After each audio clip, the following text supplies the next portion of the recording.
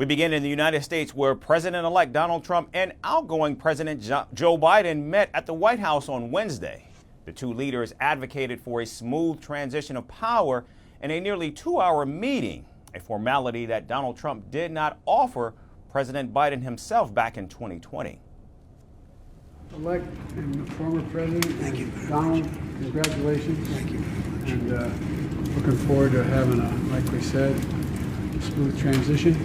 Do everything we can to make sure you're accommodated, what you need. And we're going to get a chance to talk about some of that today. So Good. Welcome Thank you back. very much. And thank you very much. And politics is tough, and it's in many cases not a very nice world, but it is a nice world today, and I appreciate it very much. A transition that's so smooth, it'll be as smooth as it can get, and I very much appreciate that, Jim. Now, the meeting marks the first time the Republican leader set foot in the White House in 4 years. After a quick photo op, the two men discussed national security and domestic and foreign policy issues. Was indeed very cordial, very gracious, and substantive. And I mentioned at the top, national security was discussed, domestic policy issues were discussed. Everything that I'm saying is sanctioned, if you will, by the president. He wanted you all to know that the president-elect, again, was gracious, came with a detailed set of questions. It was, again, substantive.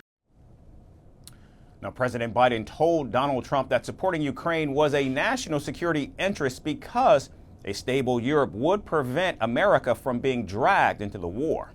Now, throughout his campaign, Donald Trump vowed to end the Russia-Ukraine war as soon as he becomes president.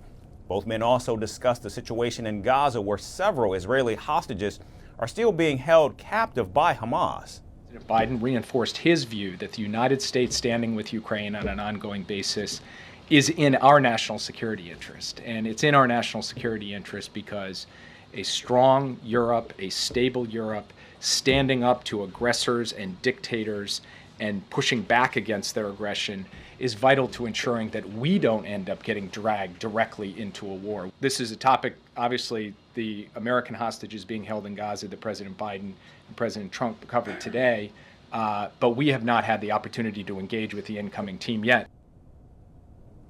According to the White House, Donald Trump's new chief of staff, Susie Wiles, briefly joined the meeting as well.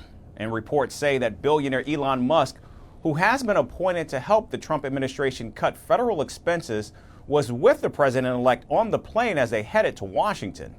Meanwhile, Donald Trump's wife, Melania Trump, did not accompany him to the White House, bucking a tradition where the wife of the president-elect and the current First Lady have tea while their husbands meet.